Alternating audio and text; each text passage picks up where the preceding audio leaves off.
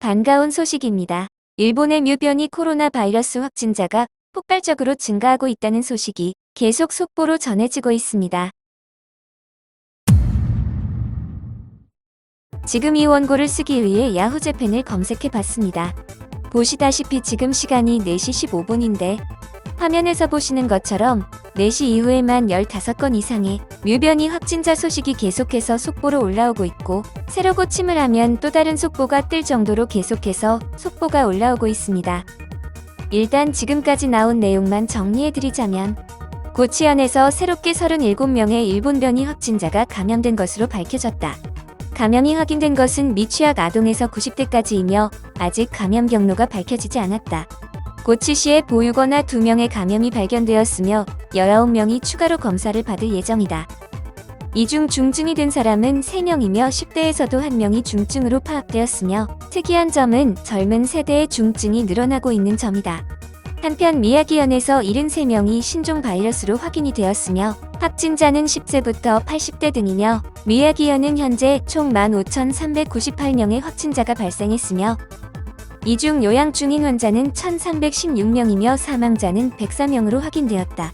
문제는 도쿄도이다. 도쿄도의 신종 바이러스 확진자는 1,629명이 추가로 감염이 되었으며 감염 경로는 파악 중이며 중증자는 260명으로 밝혀졌으며 40대 남성 2명을 포함 32명이 추가로 사망했다. 일단 기사 하나만 읽어드렸는데요.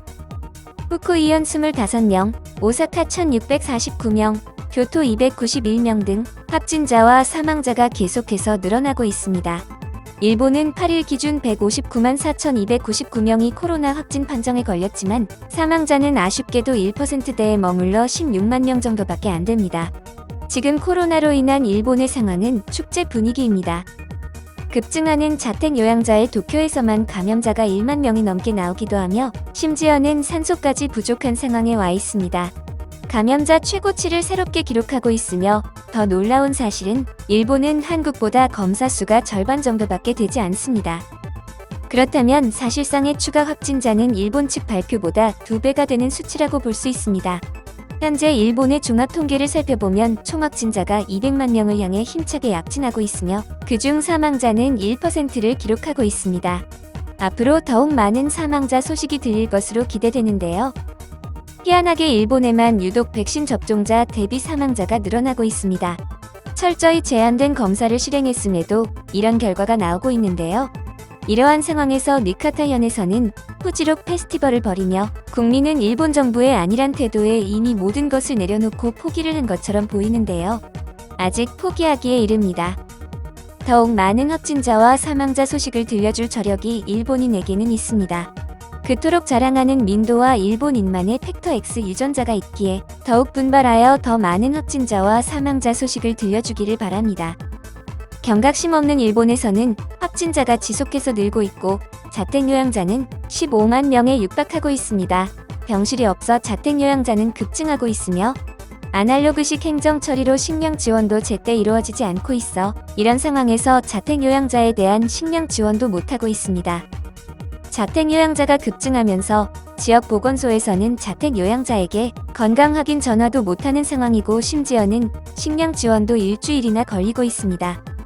또한 생명의 위협을 느껴 구급차를 불러도 병실이 부족하다며 환자를 방치하여 사망하는 사건이 속출하고 있으며 지난달 대비 20배 이상 감염자와 중증 환자의 급증으로 구급차 출동도 할 수 없는 상황이 지속되고 있고 그 상황은 점점 더 심각해지고 있습니다.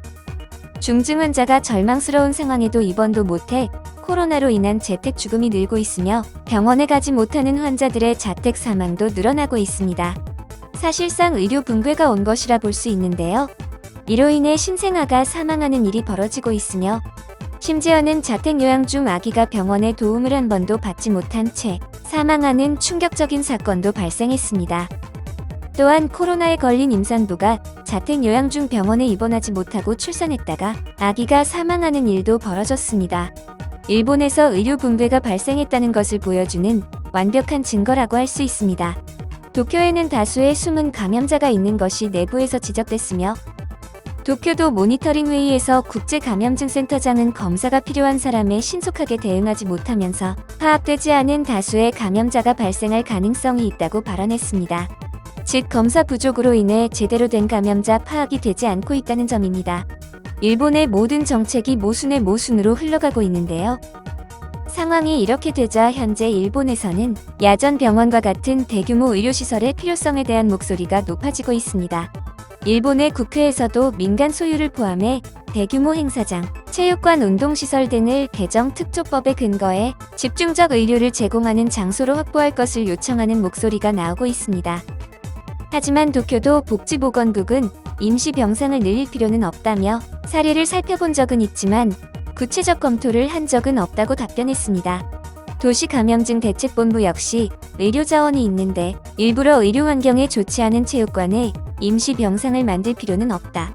검토할 예정도 없다는 답변을 내놓았습니다. 현재 일본은 완벽한 의료 붕괴 상태입니다. 따라서 자택 요양 환자가 중증 환자가 돼도 병원 입원이 불가능한 상황이며 자택 요양 환자를 돌보는 의사들은 환자를 받아줄 수 있는 병원이 나타날 때까지 무작정 기다릴 것을 요구하고 있습니다. 나라 꼬라지 잘 돌아가고 있는데요. 앞으로 더욱 많은 사망자 소식이 들리기를 기대합니다. 레알TV는 여러분들이 남겨주신 댓글을 하나도 빠짐없이 감사히 확인하고 있습니다. 소중한 의견 남겨주시면 다음 영상을 제작하는 데 반영하도록 하겠습니다. 감사합니다.